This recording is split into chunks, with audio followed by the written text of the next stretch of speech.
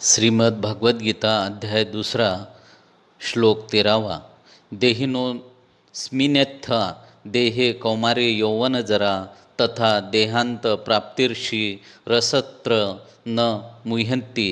इसका अर्थ ये है कि जैसे देहधारी आत्मा इस शरीर में बाल्यावस्था से तरुणावस्था और वृद्धावस्था की ओर निरंतर अग्रसर होती है, वैसे ही मृत्यु के समय आत्मा दूसरे शरीर में चली जाती है। बुद्धिमान मनुष्य ऐसे परिवर्तन से मोहित नहीं होते। भगवान श्री कृष्ण सटीक तर्क के साथ आत्मा के एक जन्म से दूसरे जन्म के देहांतरण के सिद्धांतों को सिद्ध करते हैं।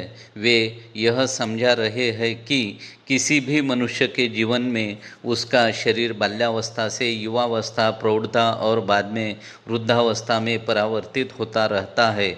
आधुनिक विज्ञान से भी यह जानकारी मिलती है कि हमारी शरीर की कोशिकाएं पुनरुज्जीवित होती रहती है। पुरानी कोशिकाएं जब नष्ट हो जाती है तो नई कोशिकाएं उनका स्थान ले लेती है। इस श्लोक में देह का अर्थ शरीर और देही का अर्थ शरीर का स्वामी या आत्मा है।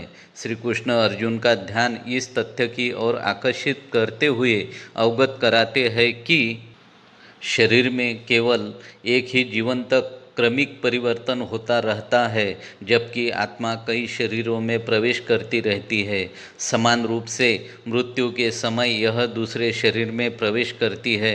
वास्तव में जिसे हम लौकिक शब्दों में मृत्यु कहते हैं, वह केवल आत्मा का अपने पुराने दुष्क्रियाशील शरीर से अलग होना है, और जिसे हम जन्म कहते हैं वह आत्मा का कहीं पर भी किसी नए शरीर में प्रविष्ट होना है। यही पुनर्जन्म का सिद्धांत है।